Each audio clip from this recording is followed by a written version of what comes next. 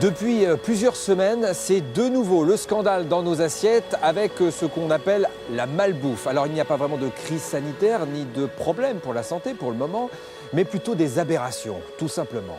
Nous avons tous appris que dans les lasagnes au bœuf, il y avait parfois du cheval, mais aussi dans les bouteilles de lait.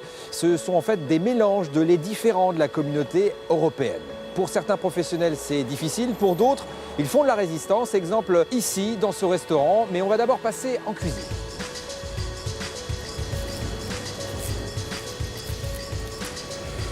Je suis cuit en vapeur pour l'instant. Qu'est-ce que vous travaillez comme produit aujourd'hui, ce matin? Alors là, ce matin, on a de la... Donc j'ai de la carotte des sables ici. Elle vient d'où? Donc ça, c'est de la carotte des sables qui vient de Bretagne. Là, vous avez la longe de porc.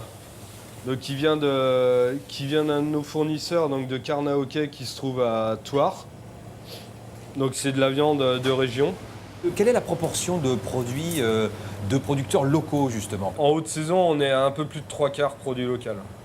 Et en ce moment? En ce moment, on arrive péniblement à la moitié, quoi.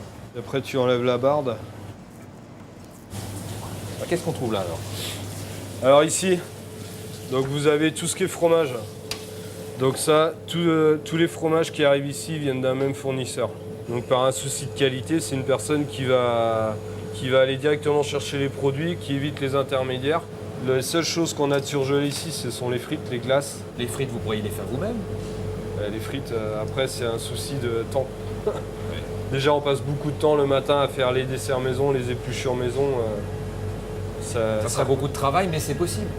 Après, tout est possible, mais on n'est que 3, quoi. Merci. Merci. Alors, qu'est-ce que ça représente, cette carte? Qu'est-ce qu'on y voit?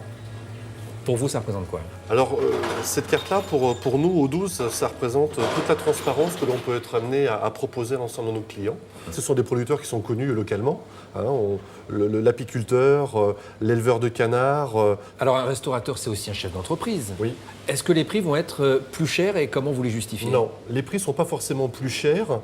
Par contre, c'est sûr que si on veut donner une qualité dans l'assiette, un bon rapport qualité-prix, c'est vrai qu'à ce moment-là, en travaillant de cette manière-là, il va falloir... Notre objectif a été de réduire les circuits pour avoir le moins d'intermédiaires possible. On a une carte très étroite avec principalement, ça fait même pas 2 pages, quelques entrées, quelques plats et quelques desserts. Aujourd'hui, on pourrait faire une cuisine où on démarre à 10 h. Il suffit qu'on récupère les choses, qu'on les mette dans un four, qu'on les mette en place et la cuisine est faite. C'est possible, ça? Ah, il n'y a aucune difficulté aujourd'hui. Je crois que c'est vraiment l'occasion aujourd'hui de prendre confiance que l'on peut choisir la qualité. Mais fondamentalement, si on choisit la qualité, il faut qu'il y ait aussi l'idée de, pourquoi pas, à certains moments, de mettre une pièce ou 2 pièces de plus pour quelque part mieux manger.